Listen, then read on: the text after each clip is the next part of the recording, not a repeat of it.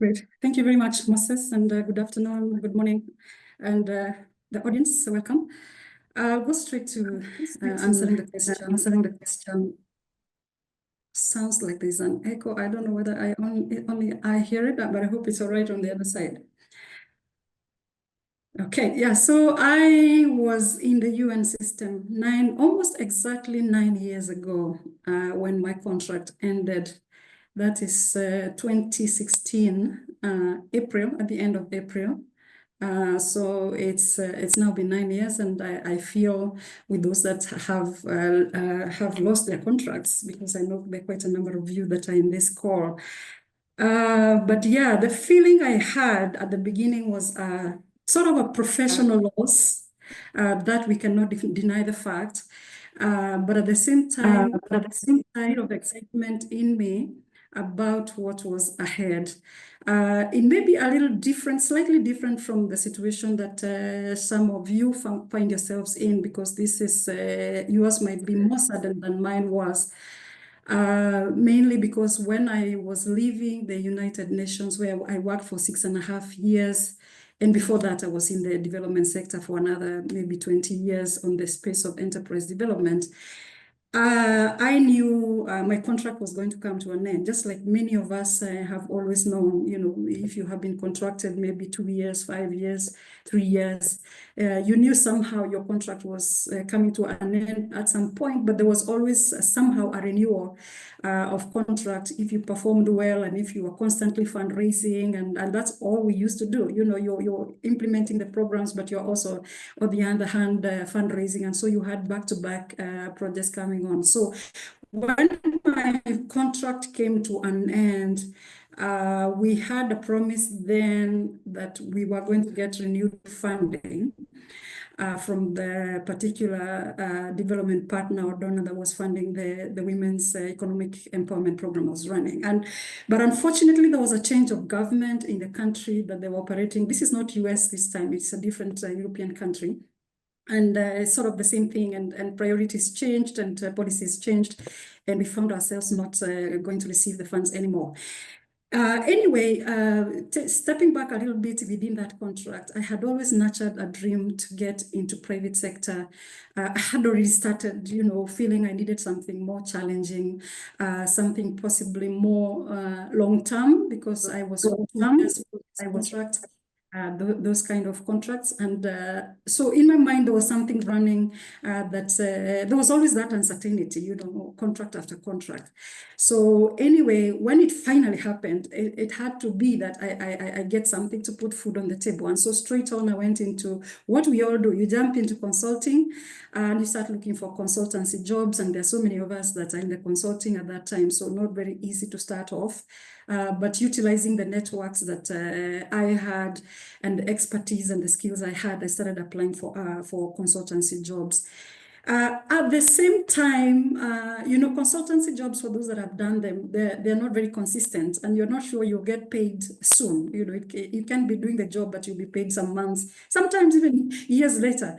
So I needed to foot the bills that I had, you know, every month. And so I knew I wanted to do business. And so I teamed up with some two partners, two ladies that we are partners up to today. And we decided to get on to registering a business. It has already been introduced. I have been in the space of enterprise development and supporting businesses to start, expand, and grow. So I had a little bit of skills and expertise in terms of business, how to start a business, you know, theoretically, really speaking, how to write a business plan. I had some a bit of idea around that. So we got together with my colleagues who also lost their contracts as mine was ending. We were not working in the same agency, and we did go ahead and register a business. And so fast track that, we spent quite a lot of time together. You know, one of the things that you realize is that you have a lot of time. So one of the things, you know, as we go along, you want to open your mind up to is that besides that you now are not busy, on the other side is you have a lot of time to think and to plan, you know, to think on paper. So we began to do our business plan, and we did that for a period of close to 2 weeks. without having started anything. Remember, we have registered the business. We are crazy. We just went and registered the business name. We agreed which name we were going to register, and we did register it. So we fast track a bit because of time. And one of the things as we were doing the business plan, and it's not as straight as it's sounding right now, there are a lot of zigzags as you do this. We needed to decide which business before we even wrote the business plan. So we went through, sectors that were familiar to us, and none really seemed to resonate with what we wanted. We were also clarifying what really was our passion in the space of business. Did we want to do trading? Did we want to do manufacturing? Did we want to do local business? Did we want to do exports? And what for me, for example, excited me, and I was kind of leading all the other two, is export business and something to do with agribusiness. So we did go through value chains, different sectors, and trying to think, what can we do with this? Is there a market? We were always going back to the market. Is there demand? Is there a need for us to be able to supply certain products or manufacture certain products? Fast track that, and I'm still doing consulting. I found myself working in the space of macadamia value chain. And this is the time we're still doing the survey. And I found that macadamia value chain was very, very interesting. And so I brought that to my colleagues, and we began to analyze, the sector much more deeply, the markets, looking at where the customers were, how the sector was growing. And the internet is a powerful tool. We use the internet like 100% to be able to get information, because, by the way, this sector is very difficult to get information from, for example, competitors. So we went through together with my partners, pulled out a directory of importers and began to wade through who is importing, how is the demand growing, which countries buying, how much quantities are they buying. And then on the other hand, we were looking at how is this product produced. And we saw that, in fact, by design, by the law, you had to do processing as far as macadamia nuts are concerned for you to be able to export. By this time, it was very clear in my mind and that of my partners that we wanted to do export business. And so we began to tick, things that were already aligning with our passion. The part of exports, the part of that you have to manufacture. We wanted to do value addition. My last job, I worked for International Labour Organization, a wonderful place to work. And one of the things we were promoting is decent work. And so in me, I was just all about decent work. We wanted to create jobs. And that was an opportunity because it was high unemployment. So the other last thing that we looked at was were we going to work with bigger communities, like the rural communities? This is one of the spaces I had worked in the value chains, and macadamia is grown by over 200,000 smallholder farmers. So everything seems to begin to align. But one of the things that aligned, that told me I was ready to get into business, believe it or not, is even the job loss. So the job loss itself, the fact that my contract ended and it wasn't going to be renewed, and there wasn't time really to look for jobs, the one coming as fast as I wanted, it was time to get in. Nothing was perfect, but we dived in. Moses? Thank you, Jane. I think that was a very useful overview and background. And there's something I want to double click on there. But as we're discussing, I'd like Florence to bring up the poll results. Thanks again for your participation. And we see where people are coming from at the moment.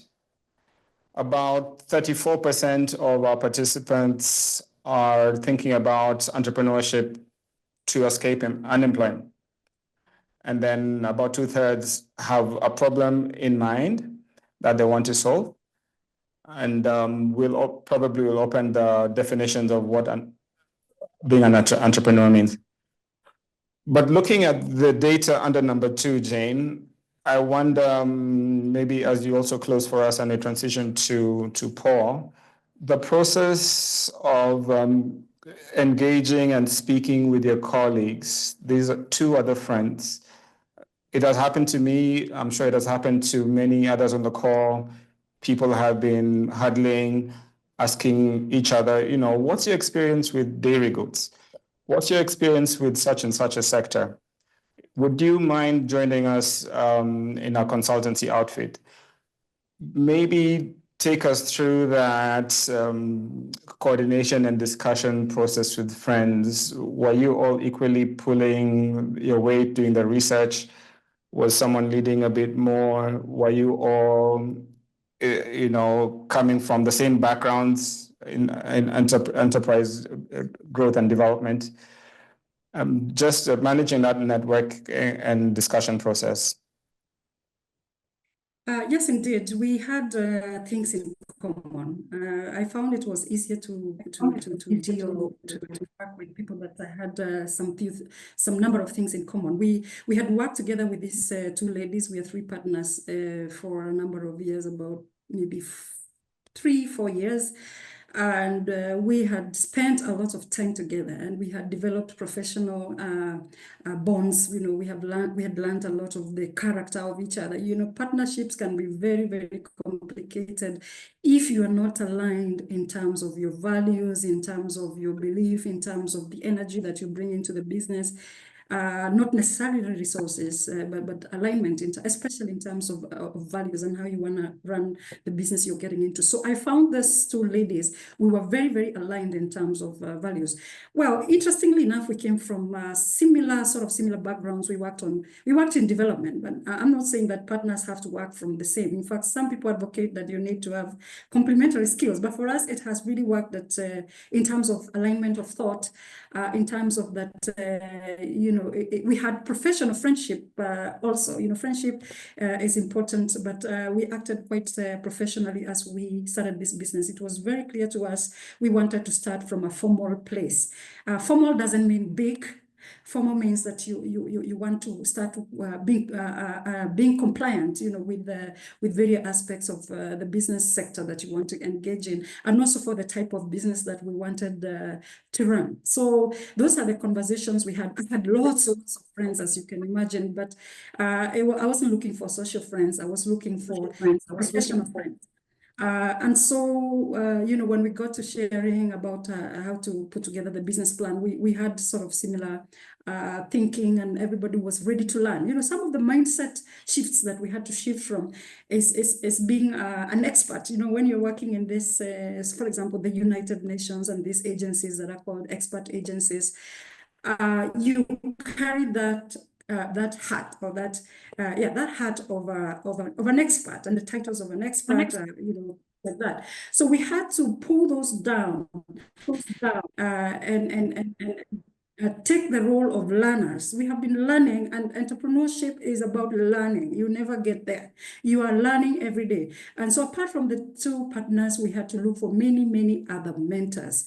This is a sector we had never been involved in. None of us really had done manufacturing, especially of macadamia. It was new to us completely, despite having worked in agribusiness and spent just a little bit time, maybe 6 months in consulting. It's not enough for you to learn a business fully. And so we spent a lot of days and nights, learning, immersing ourselves in the setting up of the factory. The factory, by the way, is the one you see behind me. That's a company, Exotic EPZ. The front part, the factory is right behind. And it has taken a lot of dedication and intentional spending time with many people. If it's, for example, the logistics, international logistics, we had not done exports.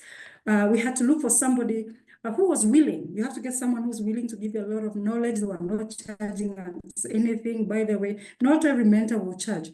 And we spent a lot of time with that person, not just one, several, just listening and learning, making mistakes. Mistakes are very, very, very normal to make. Some are costly, but we were able to learn from those mistakes. And of course, celebrating the wins as we went along, that was really inspiring. When we did our very first container in 2017, we almost, escorted it down to Mombasa without riders, pikis.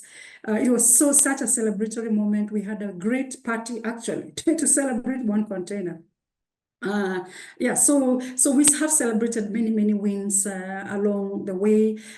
We have had a lot of downfalls, but we don't allow ourselves to stay down. The COVID, the inflation, we always are looking out, how do we learn? How do we secure ourselves from the risks that face us? Uncertainty is certain. I wanted to say that. Job loss is just one. Entrepreneurship has a lot of uncertainties, but there's a lot of opportunity, to learn and bounce back very high up. Thank you so much.